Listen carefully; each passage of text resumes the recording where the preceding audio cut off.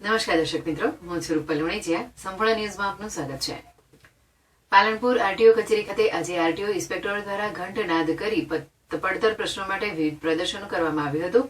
જેમાં ઇન્સ્પેક્ટરોની મુખ્ય માંગો પ્રમોશન, પ્રોબેશન, ઉચ્ચ પગાર ધોરણ મેળવવું, બદલી તેમજ નનામી અરજીઓ પર પગલાં ન લેવા સહિતના મુદ્દાને લઈને ઘંટનાદ કાર્યક્રમ યોજાયો હતો.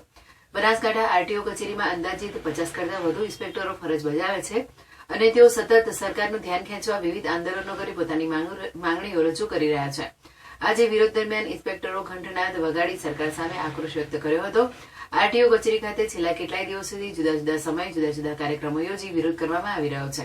હાલમાં આરટીઓના અધિકારીઓ અને ઇન્સ્પેક્ટરો કાળી પટ્ટી ધારણ કરી પોતાની ફરજ બજાવી રહ્યા છે. તો આગામી દિવસોમાં આંદોલન વધુ ઉગ્ર બને તે પહેલા તંત્ર દ્વારા તેમનો અવાજ સાંભળી તેમના પ્રશ્નોનો ઉકેલ લાવવામાં આવે તેવી માંગ ઉઠી રહી છે.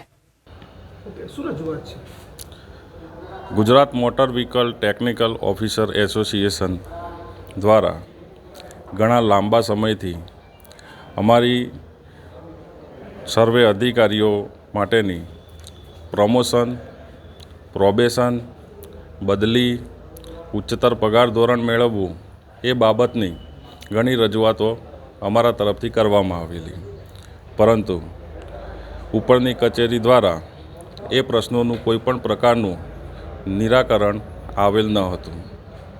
તે માટે એસોસિએશનના ગાંધી ચિંધ્યા માર્ગે આંદોલન કરવા માટે મજબૂર બન્યા છીએ.